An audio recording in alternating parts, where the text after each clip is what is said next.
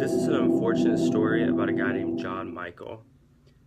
John Michael was just your average 20-year-old guy living in San Francisco during the 80s. His day consisted of the normal activities that most 20-year-olds participate in.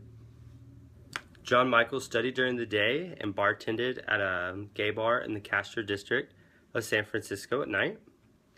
Unfortunately, it was not unlikely for John to go home with several different random guys on a weekly basis. And unfortunately, at this point in history, there was not a lot of research on homosexual unprotected sex. Throughout one of John's escapades, he had contracted the deadly human immunodeficiency virus.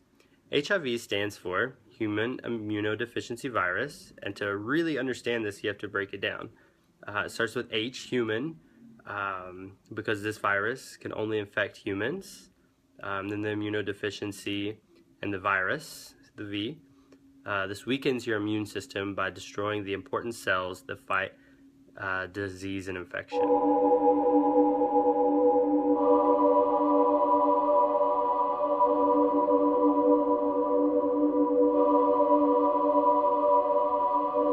John began to feel very sick. He had all sorts of random symptoms. He had fever, he had swollen glands, his throat was always sore, he broke out random rashes, and he was always fatigued. And on top of all of that, his muscles and joint aches, and he had pains, constant headaches. He was really bad shape. He knew that he was way too young to be feeling this way, and he knew it was more than just a common cold, because the symptoms just did not seem to go away.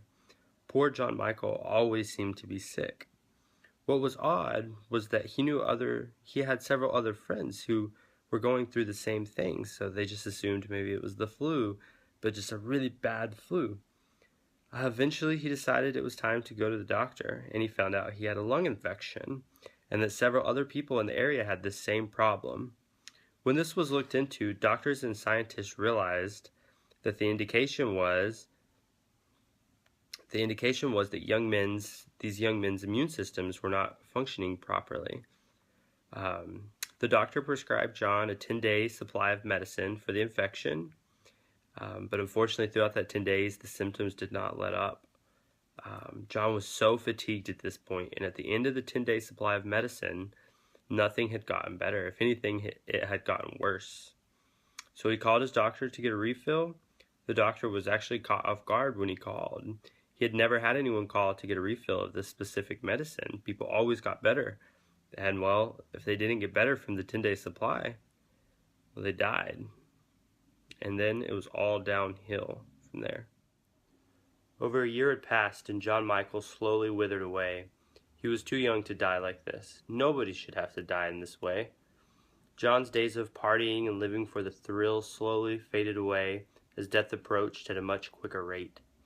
He moved back in with his family. His mother, who was barely in her 50s herself, cared for her dying son. This is a job that no mother should ever have to take on.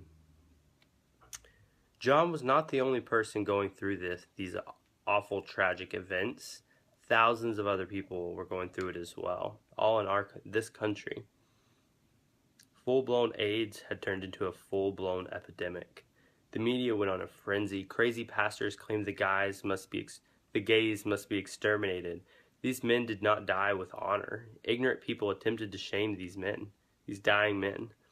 In this story, ignorance certainly isn't bliss.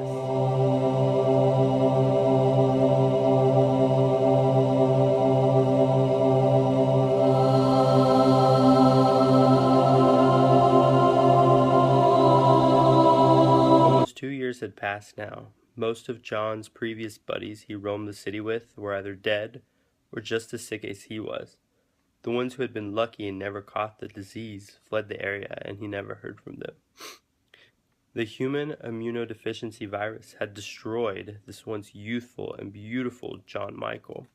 He was alive, but he was not living. The virus had stolen everything from him. His current state did not even resemble the once handsome man. His CD4 cells have fallen so drastically, he's only hanging to life by a thread. The misery of living every day almost seemed worse than actually dying. And just like that, his life that had only just begun was robbed from him by the despicable, beastly virus. John Michael died at the age of 23 from AIDS. John Michael died at the age of 23 from AIDS. It's just not fair. He was such a good guy. It was the wrong place, the wrong time. If that would happen today, in today's world, you can live with HIV, the treatment and the medicine. You can have HIV and live a perfectly normal, healthy, long life.